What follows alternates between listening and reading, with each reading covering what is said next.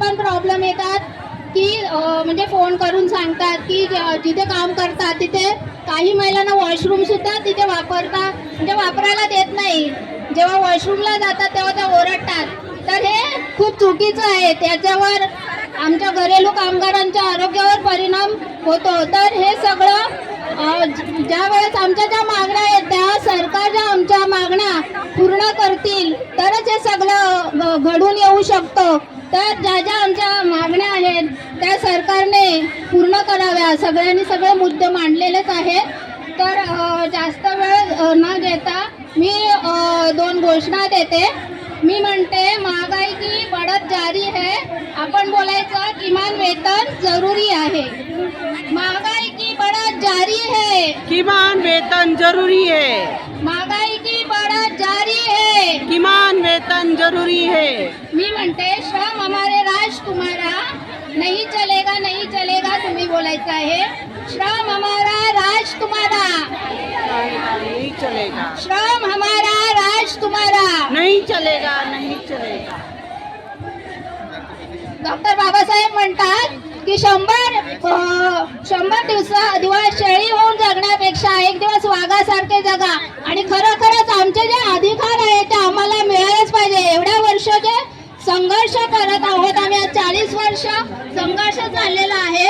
पण अजूनपर्यंत आम्ही मोर्चे आंदोलन करतोय आणि अजूनपर्यंत आमच्या मागण्या पूर्ण होत नाही. जिथे लाडकी बहीण योजना काढतात म्हणजे फुकटमध्ये जेव्हा मतदान येतं तेव्हा लाडकी बहीण योजना काढतात आणि आमच्या याच्यातून वोट करून जिंकून येतात. पण काही महिलांना त्यांना तो लाडकी बहीण योजनेचा आता तर काही लोकांचे बंद पण झालेले आहेत.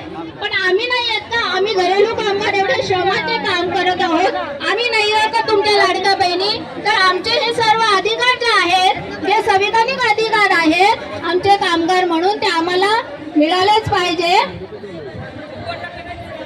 जेव्हा सुट्टी वगैरे घेतात तर मालक वर्ग पण काही ठिकाणी मालक वर्ग त्यांना म्हणजे काढून टाकतात कामाना. आता आमच्या 60 वर्षाच्या महिला आहेत.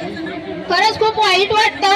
ज्यांना काम सुद्धा होत नाही आता तरी पण ते म्हणजे परिस्थितीमुळे त्यांना ते काम करावं लागतं आणि त्या कामाला जातात. काहींचे मुलं वगैरे बघत नाही.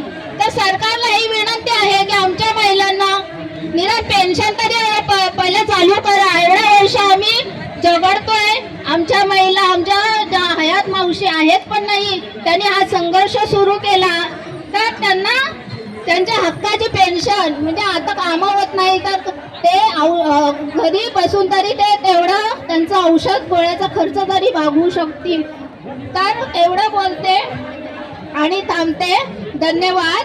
महाराष्ट्र राज्य समन्वय समितीचा विजय असो.